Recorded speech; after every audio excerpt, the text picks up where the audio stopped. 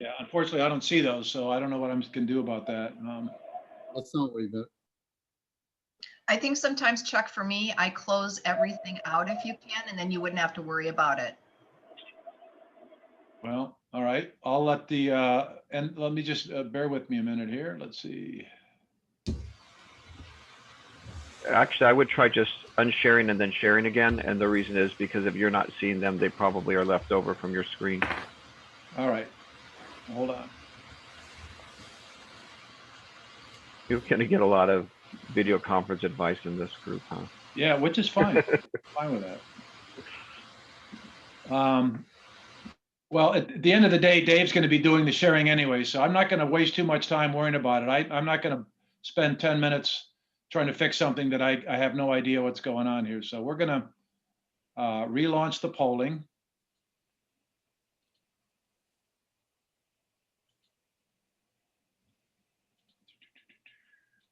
Okay, end polling. So here, can you share the results? Okay. Can you all see the results here? Looks good. Yeah. Yes. Yeah, Yes. so it looks like a majority of us, over a third of us, had results over 2019. And then on par, 10% below. So that's not bad, considering everything we've been through. That's pretty positive. 50% is above or beyond. Yeah, 20% above and beyond. That's amazing. Okay, so I'm going to close this down. I'm going to go back to share here.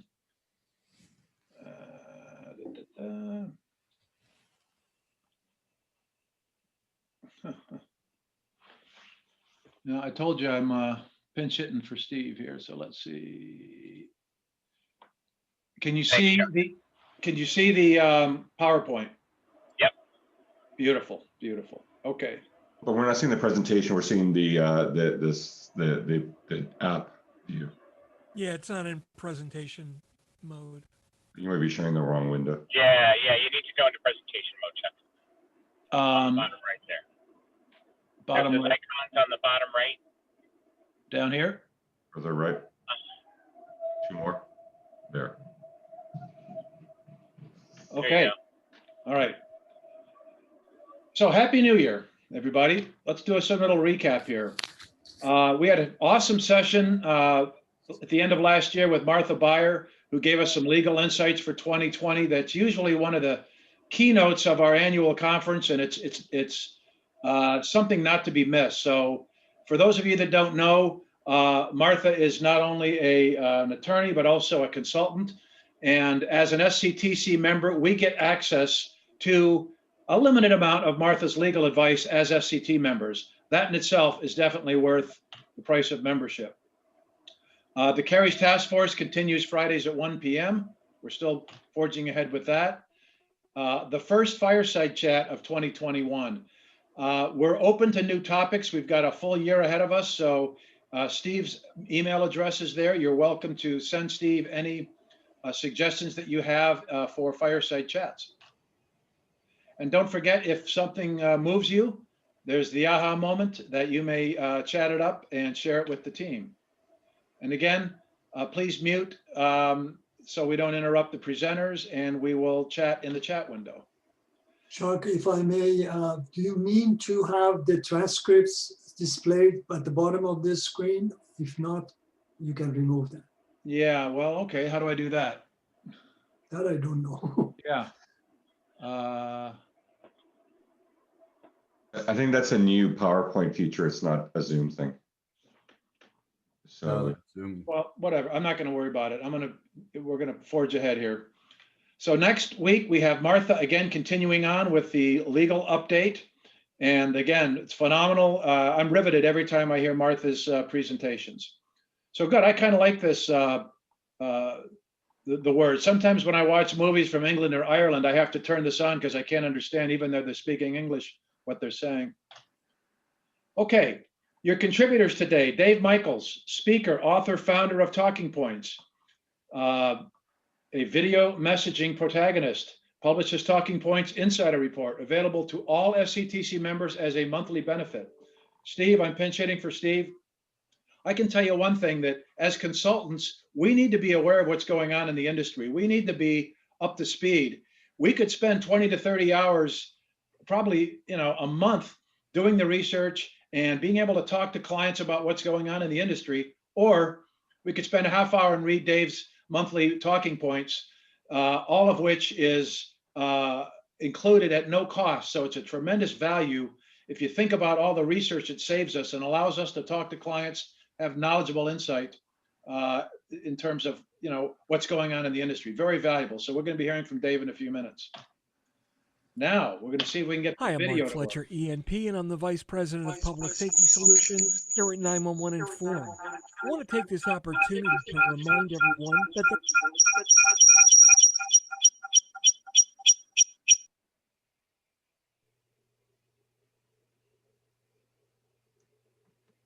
the Bombs Act Section 506 goes into effect for wired devices as of today, and the countdown clock for compliance of wireless devices starts now. Bombs Act requires the enterprise to provide a dispatchable location and then deliver that information both on site and to the public safety answer. The 911 Inform solution provides that next-generation 911 data in real time. That eliminates the need for subnets and cable records, and provides a solution in the office, at home, and on any device. And the deployment puts your enterprise in compliance with both the Bombs Act and Kerry's Law immediately. Optional modules will allow you to connect your building and extend internal data directly to public safety. Make every second count. Visit www.911inform.com for more information.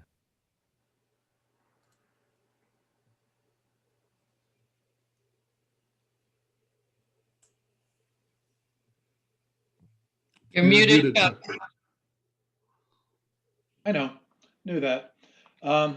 So anyway, we're going to skip a word from our sponsor. I've said enough. We've talked about the tremendous value we get from Martha Beyer and Dave Michaels. So with that, I am going to stop sharing and allow Dave Michaels to share his screen and take over the presentation. Welcome, Dave. Thank you, Chuck. Let's see here. All right. You got my slides? Looks like they're coming up. Okay. So let's appreciate. They're not there yet, Dave. It says Dave Michaels has started screen sharing, so maybe you haven't selected the app yet. Let me try that again. I got a little error. Let's try that again.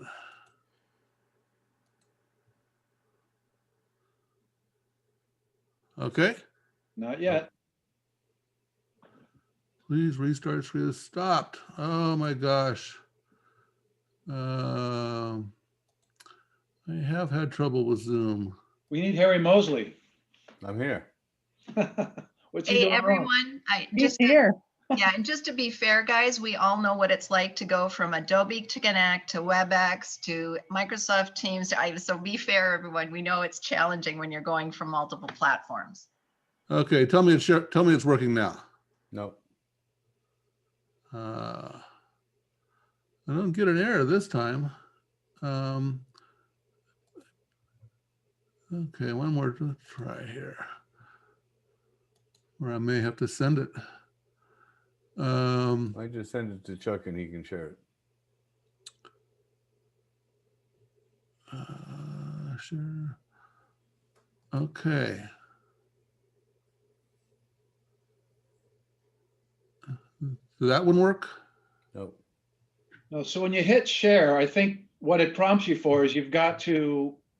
Yeah, no, I know, but I got a couple errors. It stopped giving me errors, but let me try sharing a different screen, see if that makes any difference.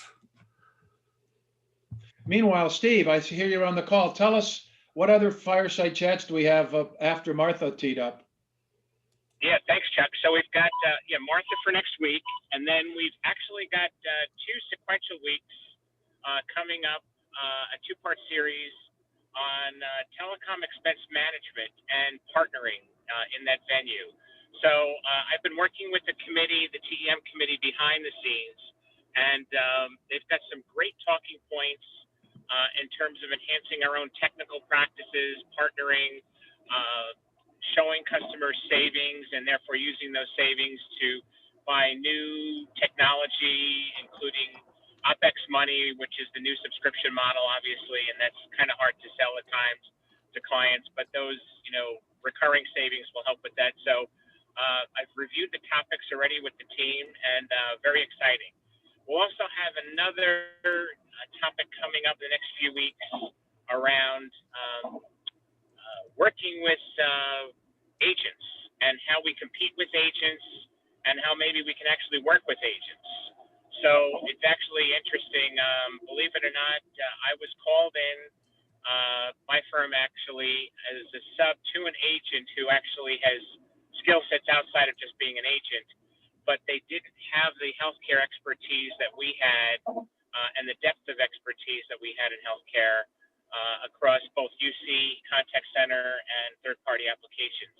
And interestingly, they brought us into a deal where we're bidding work through them and with them right now as a partner, again, subbing to them, because our code of ethics doesn't allow us for them to sub to us because, again, they're resellers.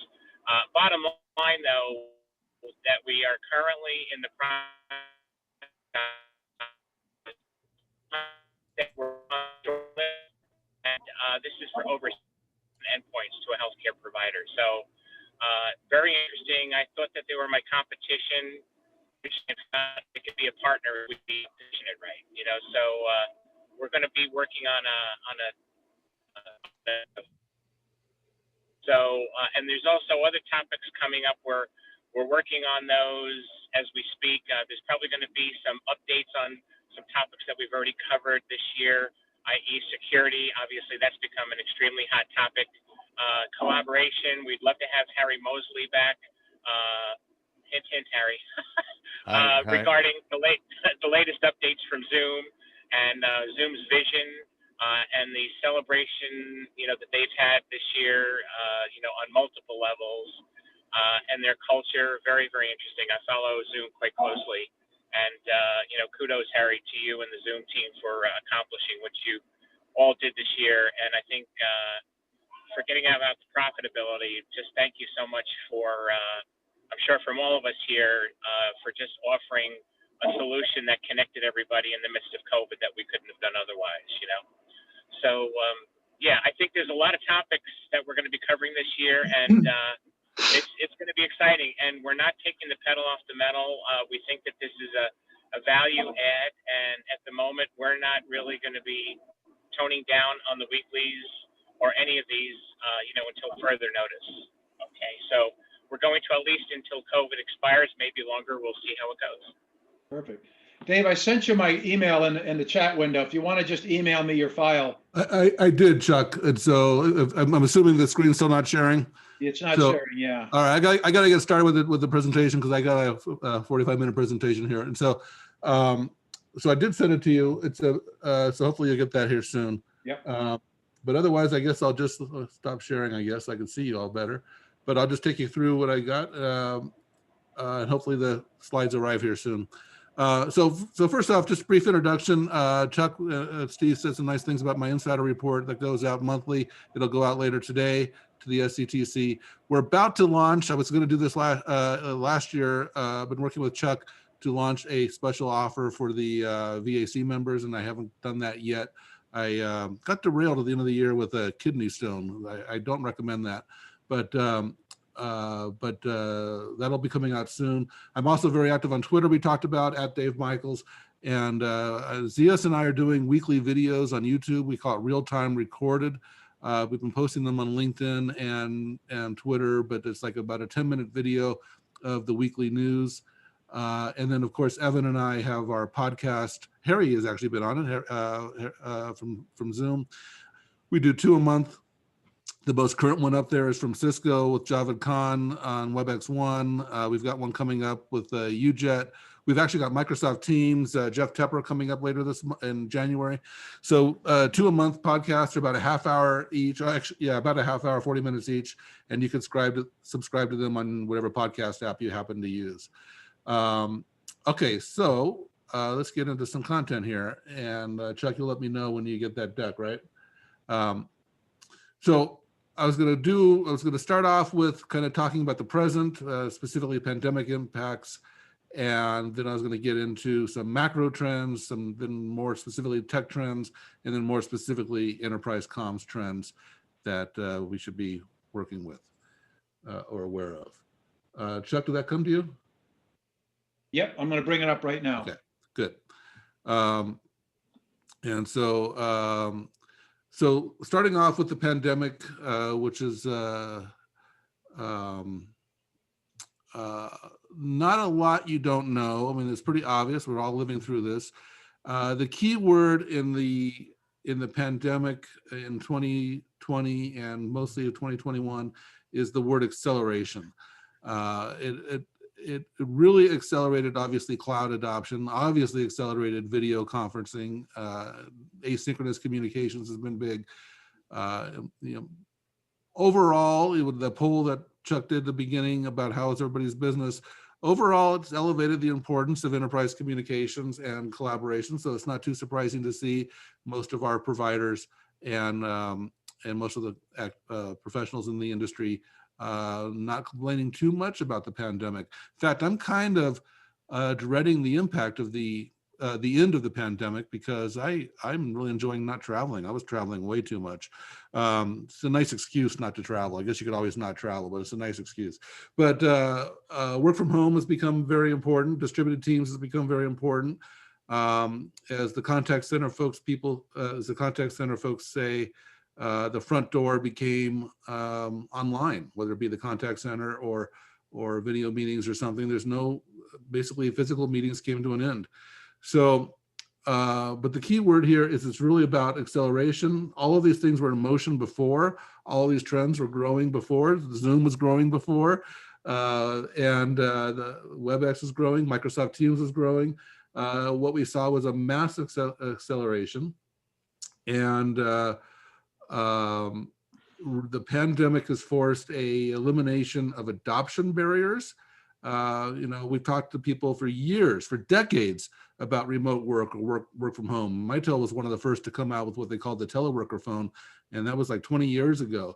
And the idea of having a work phone at home just seems so alien to a lot of people. But all of that is gone this year. Everybody understands and embracing this, and this is really an important change. And it was a big, huge experiment in distributed work that not only worked fairly quickly. You can go down to slide 4 there. Not only has it worked really quickly, but it worked globally, and and we've all made lots of adjustments about this. So let's go to slide 5, and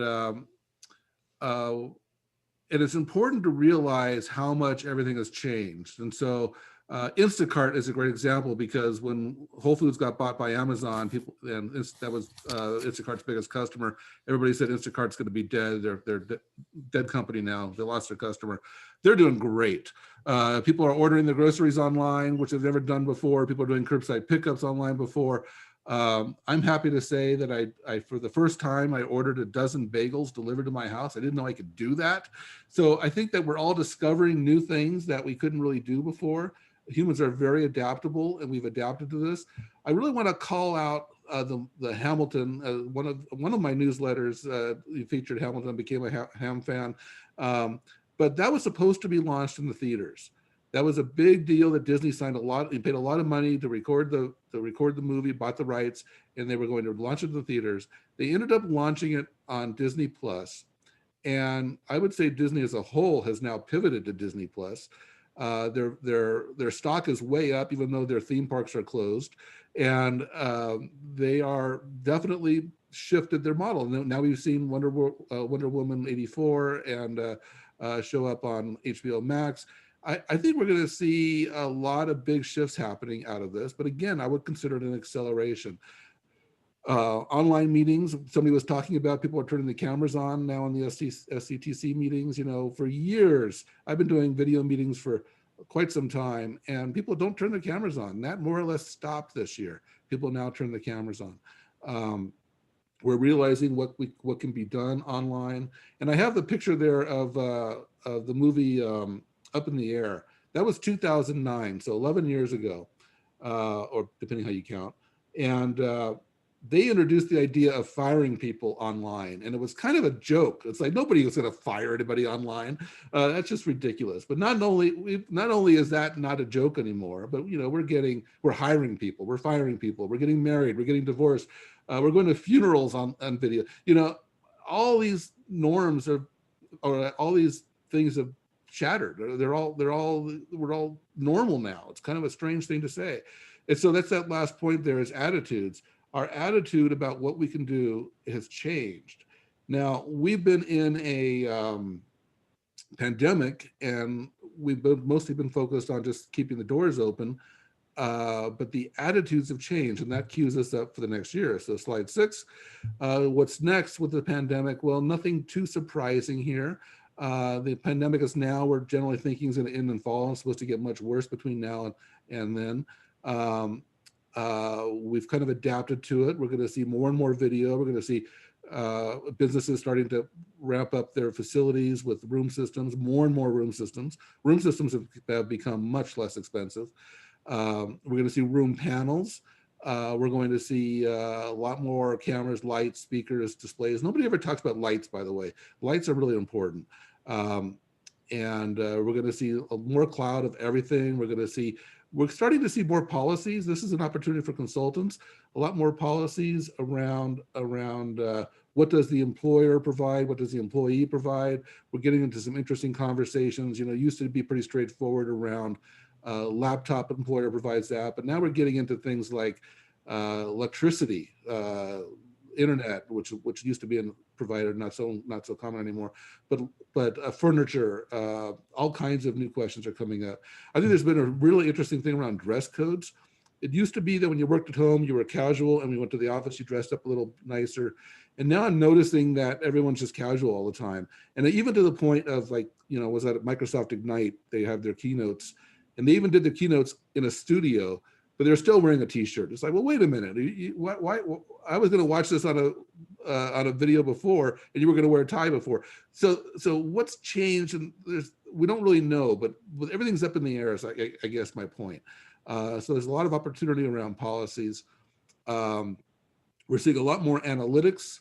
We're seeing, one more thing about policies is work hours. That already came up. My work hours, which I've been doing for years, it's actually kind of fallen apart during the pandemic, but I tell people my work hours are 10 to 2 twice a day. I work 10 in the morning till 2 in the afternoon, take a break, and then I work 10 at night till 2 in the morning.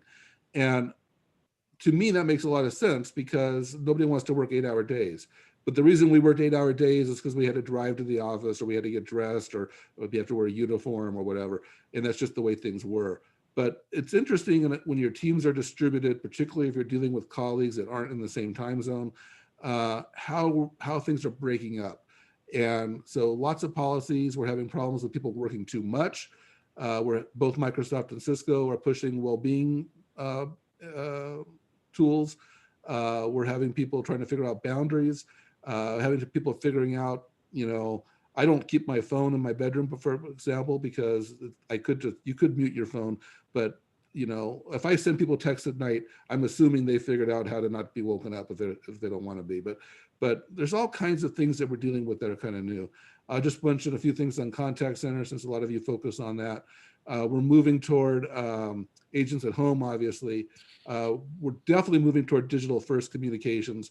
We've seen a lot of big announcements. Genesys just broke out their digital first into a business group. Cisco just acquired IXI Mobile, but the digital first communications are becoming much more important as we're trying to figure out the new front door to the business. What I call omni-channel 2 is actually, we think of omni-channel as all these different channels that you get to choose from, but omni-channel 2 is using the channels at the same time. I had a support issue just recently. I was trying to get support. I couldn't get the support I needed, so I sent her my Zoom link. I said, just go on Zoom. I turned on my camera. I showed her what was going on. She diagnosed it, sent me a part right away. That's omni-channel. We were using video and voice at the same time. And so I call that omni-channel 2. And I think we're going to see a lot more of that, particularly with text. So I'm going real fast right here because I want to get to the meat here. So the main point here about the pandemic stuff here, the near-term forecast is nothing is changing. The predictions for the next 9 months are going to be the same, very similar to the last 9 months. And we're already seeing all this stuff in motion. So I want to talk a little bit higher level beyond that. If you have any questions, please speak up. So next slide, slide 7 is macro trends. There's 2 points here I want to talk about that I think are kind of important. One is this concept of portable is dumb. And this is kind of a complex concept to describe, but once I describe it, hopefully it makes a lot of sense. But if you go back to like a DVD, that was a portable thing. I bought my movie, I could rent a movie, a portable, I brought it home, I could play it on any player. It was very portable. Now we don't use DVDs as much as we're likely to use a streaming service. So I'm going to use Netflix as an example. Now the Netflix is always available to me. I go to a hotel, it's there. I could watch it on any device. I could watch it on the airplane. It allows me to download content. It keeps my content synchronized. It knows if I started a show where to pick up. It's very smart. And the reason it's smart is because it's a closed ecosystem. I have to run the Netflix app, and it's a closed ecosystem. It's not portable anymore. The DVD was portable. And we're seeing this trend across everything. And so another example might be cars. And when I was young, cars were extremely, people would buy their own stereos. You would add engine parts to it. You would do other kind of modifications to it. It was an open platform. Today, nobody buys stereos anymore because the stereo is integrated into the steering wheel. It might work with air conditioning. It might do other things. It's completely integrated into all these other things, and it's no longer portable. It doesn't have all these export and import portability aspects. It's completely integrated. It ties into the infotainment system with the maps, all that stuff, and so. So now we're rethinking this in workflows, and so we always talk about the silos, and those were portable. I could take my accounting reports, my accounting information to my manufacturing system in one way or another. Now we kind of moved to APIs, but now we're seeing more and more of this full stack, the Netflix model with Salesforce, everything being integrated together, and this trend is applying throughout everything, not just communications, but certainly within communications. And I think this portable is dumb concept is really interesting. You hear a lot of companies talking about reducing app switching. They're trying to stop the portability. Let's just keep everything in one place. And this is going to be a bigger trend that's going to continue for a while. We're really moving away from these simple exports and finished products in silos.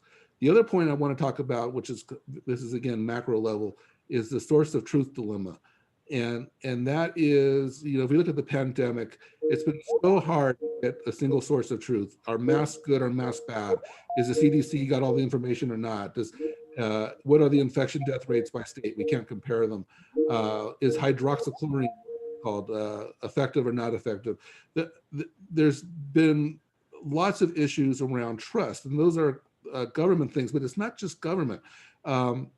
We've gone from Walter Cronkite having a simple source of truth that we all accepted to, biased and yet truthful sources of news, to what we have now, biased and untruthful sources of news, and even personalized sources of news. So people in the house are getting very different news. And this is creating a lot of challenges. It's actually kind of dangerous in a lot of ways. We can't solve big problems, things like climate or policing or education or gun violence and things like that, because we can't agree on the facts. And this is causing a lot of challenges from a society perspective, that there's no authority, that it's fragmented, where people are very willful, they can get their own information. And so there was some of the results of this are things like Bitcoin. Bitcoin can't be controlled. And so that's very attractive right now, where money supplies can be controlled. We're seeing privatization, things like we're using SpaceX to go to the space station. Private companies are more efficient. We're seeing antitrust, big spike in antitrust activities because we can't trust these big companies anymore. So there's big lack of trust that's happened, and that's going to have a lot of different implications. So the macro level is kind of setting up. So let's get into some more of the tech trends. Okay, now I can slow down a little bit. Tech trends, a number of really interesting tech trends that are happening. And what's going to happen here as the pandemic comes to an end, which is not going to be probably until the fall, is we're going to start rethinking things in some really big ways. We're moving past survivability and keeping the doors open to, we have this new awareness, there's a new understanding, a new mindset. So what can we do with this new technology? So one big one is the radical digital transformation. And we're seeing it in lots of interesting ways. I got to tell you, I just transferred money between 2 banks, and it was the strangest thing. I wrote a check from one account, and then I had to take a picture of that check into a different account. And then, of course, you're stuck with the check when you're done. And it's just like, the whole process seems so silly. I did this thing. I forgot to sign the front of the check. I signed the back and endorsed it. I forgot to sign the front of the check. The bank called me up and said, "Hey, is this check good?" I said, "Yeah, it's good." And they processed it.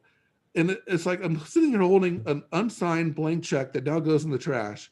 Not a blank check, but an unsigned check that now goes in the trash. And you have to wonder, what was the purpose of this check? What was the purpose of the signature line? And why am I holding it? Why did I even go to the trouble of writing this thing? And it's like all these processes don't make sense anymore. I love the new IKEA furniture app. I've got a picture of it in another slide coming up here. But if you've seen this IKEA furniture app, it only works with the newer iPhones. But you take a picture of your living room, you put the couch right you drag the couch into the app, and you hold the camera live in your living room, and you can look at it from the kitchen. You can look at it from right in front of the couch. You can look at it from the ceiling. Wherever you hold the camera, it's going to show you how that piece of furniture is going to look in your living room. It's amazing. Amazon just launched made-to-order tees. T-shirts. You take pictures of your body and you order the T-shirt. I joked on Twitter saying, I normally order a 2X, but my real size is a 1.8956, and so now I can get the right size T-shirt. Now T-shirts are kind of silly, but it's not the game plan. The game plan is made to order clothing. Virtual makeup booths. A number of makeup companies now allow you to take a picture and try on makeup virtually on an app before you buy it. We've really got to rethink space and time, asynchronous, and there's just going to be so much radical transformation that occurs here in the next few years. We're really teed up with this new attitude changes. Big variables in play. Antitrust is going to have a big impact. We haven't had a legitimate antitrust case since the Bell breakup. It's been decades. And all of a sudden we have multiple. And so that has a big impact. Potentially, I wrote about it in the new Insider Report about the Facebook one. I think is really interesting, and encourage you to look at that. We're facing some big battles around privacy. Section 230 plays into that, but the end of cookies that Apple and Google are launching with browser cookies.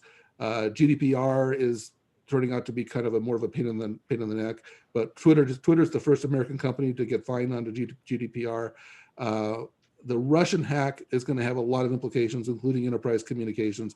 The key thing in the Russian hack that is recent news is the concept of evergreen software, because one of the things that we tout in UCAS and all of our cloud services is evergreen software. But how do we know it's secure? And that it's going to start more conversations around that. We're seeing huge changes in AI and ML. You got to realize that things like virtual backgrounds were state of the art, or I think Zoom was the first to launch it about 2 years ago. I remember, in fact, when Harry Mosley, we had him on the podcast, he had it and I couldn't do it yet because he was doing it on a Mac and I was on the PC. I was so jealous. That was, I think, must have been last year, Harry, but I don't remember when it was. But now we consider that a standard feature. I mean, it's moving so quickly. Machine learning is moving so quickly. Analytics is moving so quickly. A lot of conversation around Microsoft's productivity score, which I think is very interesting. I wrote about it again in the new Insider Report. There's other tools like Proto Score, which I think is very interesting. But the new level of analytics is just phenomenal. And I think the ARM chips are also really interesting, and we're seeing some massive changes around ARM. Wrote about it last month about the Wintel duopoly is kind of going through a pretty major change. Microsoft's adapted, but Intel hasn't. So, but I want to kind of, let's see here. Did I skip something? No, that's right. Okay, so on slide 9, what is collaborations? Enterprise comms trend. So now we've talked very high level. I want to go more into enterprise collaboration, which is what is the collaboration suite. I want to talk about the too many app problem, and I want to talk about a little more about this reimagination that I already touched on a little bit. So what is collaboration? Let's start off with these 2 magic quadrants. These are both 2020 magic quadrants. They have the one on the left is the meetings magic quadrant. The one on the right is the UCAS magic quadrant. They have 3 common leaders. Cisco, Microsoft, and Zoom are both in the leaders, are all in the leaders quadrant of both reports. The magic quadrant of the UCAS on the right has 14 providers in it, and the one on the left has 15 providers.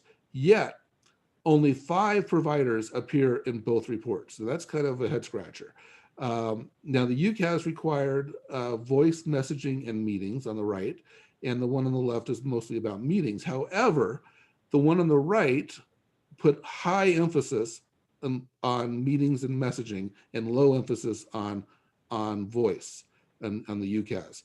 Now, that's kind of strange because I think of UCAS as voice first, but Gartner kind of decided, and this is the theory, I've written about this because Gartner doesn't really publish their weighting criteria, but the theory is that voice is more or less mature and not what's driving decisions. Meetings and messaging are driving decisions. And so the point that I'm trying to get to here is that if you really emphasize meetings on both these magic quadrants, why are they so different? And the difference is the bundle. It's what we want to include in the bundle.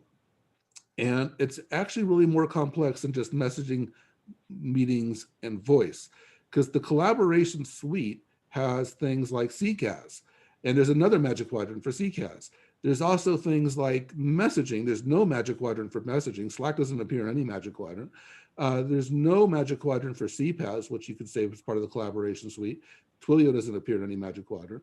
And then there's other aspects of the collaboration suite, such as CRM, such as email, such as calendar, such as hardware, such as shared files, such as office productivity suites. And so what is the bundle that we want to focus on? And that's the thing to be talking to your customers about. So the next slide here, I've got to look at most UCAS providers. I've circled meetings, voice, and messaging as core parts of the UCAS suite.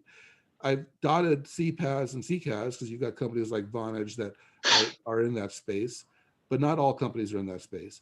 But then I've thrown out a bunch of other things on here that they don't do, that UCAS companies don't do.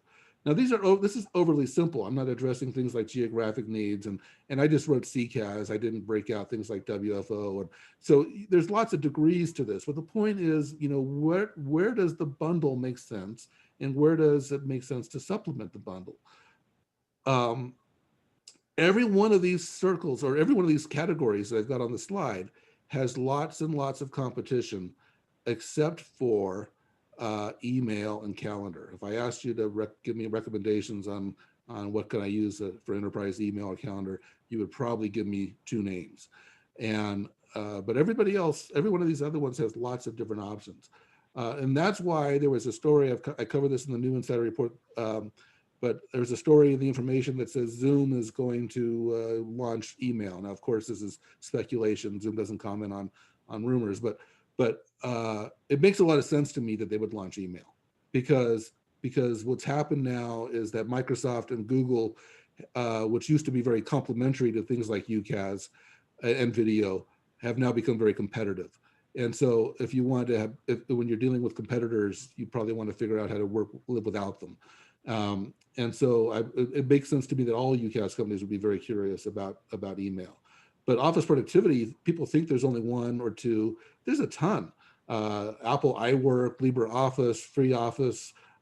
Actually, iWork is out there. Oh, I mentioned that. You've got Zoho Suite, which I use Zoho Office Suite, Polaris Office, just tons of them.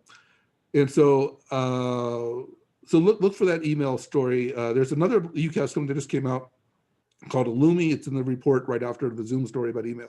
That's also bundling a new email service in. And I think that there's some really interesting opportunities around email. But this is the UCAS suite. Let's take a look at the next slide, which is Amazon. So Amazon is actually adding up quite a few circles here. They've got you could argue whether they have CCAS or not, but they're certainly have the tools to make a CCAS. But they're building up their suite. Their hardware story is mostly around their chips and their AI chips. They've got some consumer devices, and they offer office productivity. I didn't circle it because it's Microsoft, but they offer Microsoft's office productivity. So you can get by with Amazon without signing a Microsoft agreement, is the point. The next slide is I've got Cisco and where they're going. Now, Cisco at the WebEx1 conference last month in December, they kept on making hints about they're getting into CPaaS. They kept on calling WebEx a platform and that you could use it for CPaaS. That story is not very complete, so I didn't circle it yet. But they also featured Box really strong. So the shared files they had Aaron from Box as one of the keynotes or one of the guests. Let's go to the next slide. We've got Google. A lot of circles here, a lot more than many people realize. They're getting into a lot of different spaces. They introduced, from the hardware side, it's very interesting. They've got the smartphones, they now have room systems, and they've got, of course, the Chromebooks. I'm a big fan of Chromebooks. Their CCAS strategy is not to be a CCAS provider, but to be the CCAI piece of it. So they're building out their that story. But let's take a look at Microsoft, the next slide. They've got a lot. The one that's not circled here is CCAS. People ask me, is Microsoft going to get into CCAS? The answer is, of course. Of course, Microsoft is going to get into CCAS. We don't know when, we don't know how. A lot of companies don't want to get in, like Salesforce, don't really want to get into CCAS directly because the complexity and hassle of being a telecom carrier. But Microsoft's already a telecom carrier. So of course they're going to get into CCAS. That's pretty obvious when you look at it from this particular view.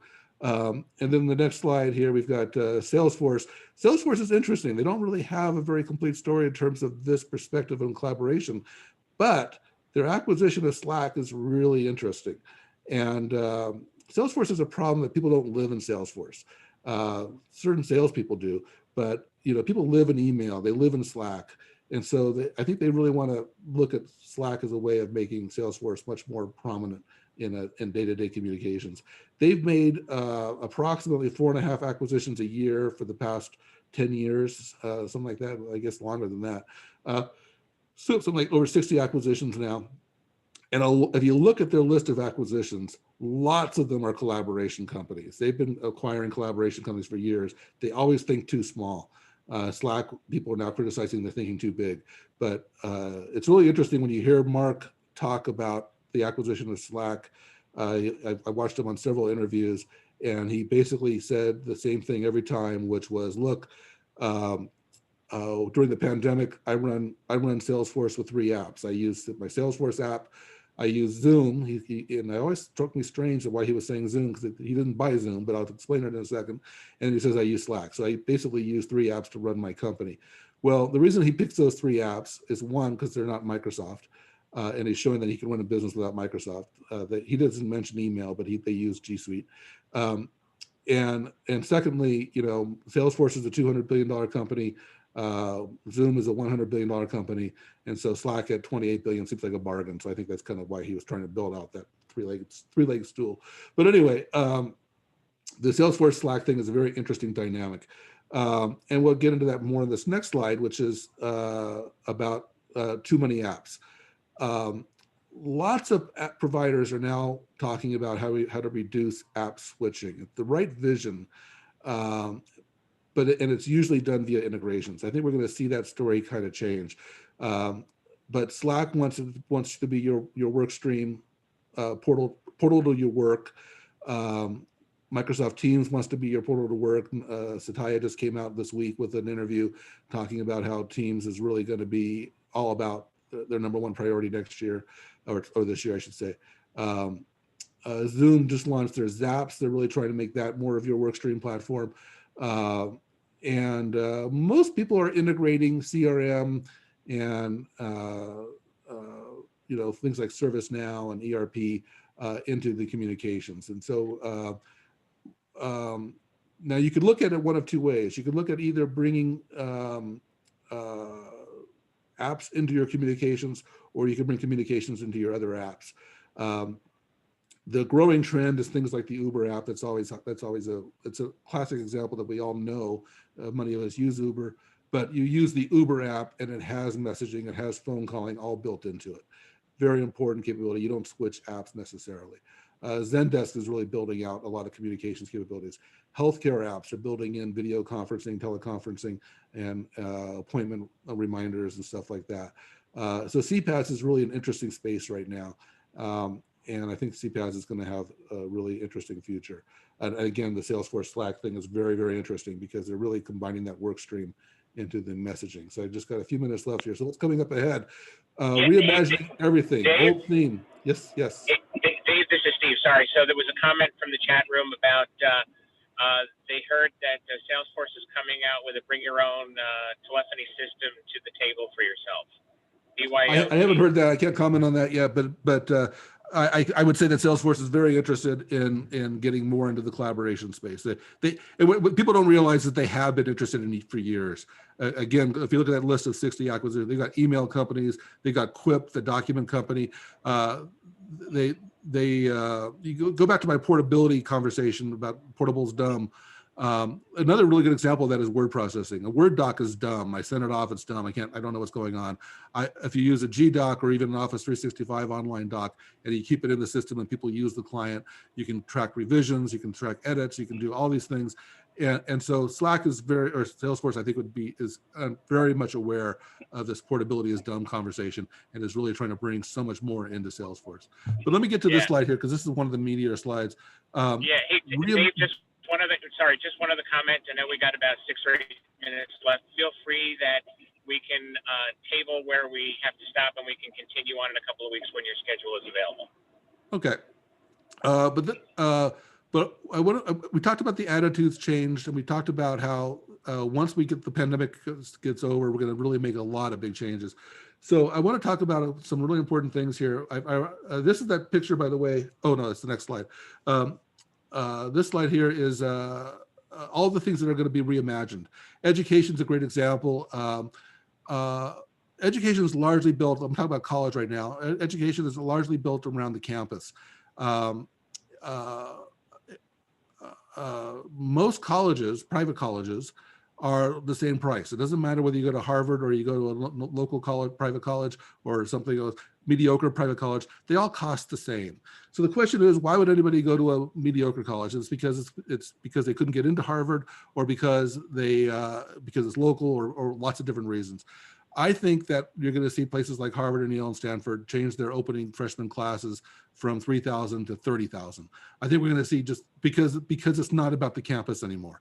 I think we're going to see a big shift in education, big shift in healthcare. I had mentioned I had a kidney stone, ended up in the emergency room, got the X-ray, got the hand up the rear, all that stuff. And I wanted to go talk to a different doctor. I wanted to go talk to my doctor. So I called them up and I said, can I talk to my doctor? And they wanted to schedule an appointment. I said, I don't want to schedule an appointment. It's a pandemic going on. I'm not comfortable. I already got all the data. I've already had the exam. I just have questions. And they're like, well, you have to come in for that. They just couldn't comprehend this concept. I have a feeling that within 5 years, there's going to be somebody just like me having a conversation like that, saying, I want to come in. They're going to say, no, we only do telehealth. You have to do a telehealth appointment. And I think we're going to see just huge changes. Retail, we've already talked about. The cashier list, I think, is really interesting, but we talked about the makeup, we've talked about clothing, we've talked about the furniture. The office is changing dramatically. We already talked about rooms. Events are changing. Travel is changing. We've already seen, you could use your smartphone for your tickets, for all kinds of stuff. We haven't got yet to the hotel key. There's been a few pilots of that, but it's going to be impossible to travel without a smartphone in the near future. And everything's a vertical. I want to emphasize that. We always talk about healthcare, education, government, et cetera, but but everything's a vertical. We learned this year that a virtual events is a vertical, and everything's a vertical. They all have unique needs, and they all have to explore video. They all have to explore communications. So the next slide here is I want to talk. This is the key point here. We are about 25 years into the consumer internet, and we've completely licked retail, newspaper, and basically advertising. But only about a quarter of the large enterprises and workflows have kind of moved to the cloud yet. Huge opportunity ahead. And I got McDonald's up here for a reason, because of the cars.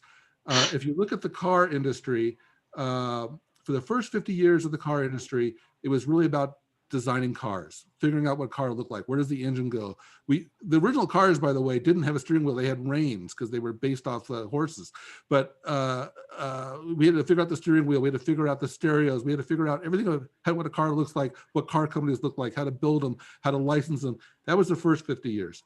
The second 50 years of car, it was everything outside the car. It was the McDonald's, it was the Walmarts, it was the suburbs. It was all the innovation really happened and transformation happened outside the car. So I use that as my smartphone. We spent the first 15 years of the smartphone or so basically building out smartphones, getting the cameras to work. I mean, the camera on a smartphone was pretty revolutionary. Getting the touch screen to work, getting the manufacturing to work. I forget the numbers. It's actually in the insider report that's about to go out, but the number of iPhones that they sold are just phenomenal. 5 times as many iPhones as TVs sold last year. And there's the app of the looking at the furniture in your own living room. And so the next 15 years of the iPhone is going to be everything outside the iPhone or the smartphone. It's going to be all these things like buying furniture. It's going to be buying T-shirts. It's going to be your wallets. It's going to be all your data. They got Coke machines now where you wave your phone up to it and it knows how to mix the drinks the way you want it. Everything is being built around outside it. So with that, I think that's my last slide. Yeah. So I'm right on the hour and I have a hard stop. I'll get out the insider report to you later today. And if you have questions, unfortunately, I don't have time to answer them, but I interact over email. Thank you very much, Dave. And for those of you that are not SCTC members, you can go to talkingpoints.com and subscribe to the service. Those of you that are SCTC members, you get this monthly, and a copy of this presentation will be on the SCTC website. And we're going to put up a special offer for the VAC members that can get it. Yeah, stand by for a special offer for SCTC VAC members. Thank you, Dave. Steve, do you have any closing comments? I know we're at the top of the hour. No, we're good, Chuck. Just a happy New Year to everyone, and looking forward to having you all again in the coming weeks. And Dave, thank you so much for your time. You're on point as always, if not very visionary, and amazing what I hear every time I speak to you. I want an autograph, Dave, next time. Okay. I have to drop off. Thank you very much. Thanks, everybody. Thanks, Have a great week. Yeah. Happy New Year. Happy New Year. Thanks, Dave. Yep. Thanks, everybody. See you soon.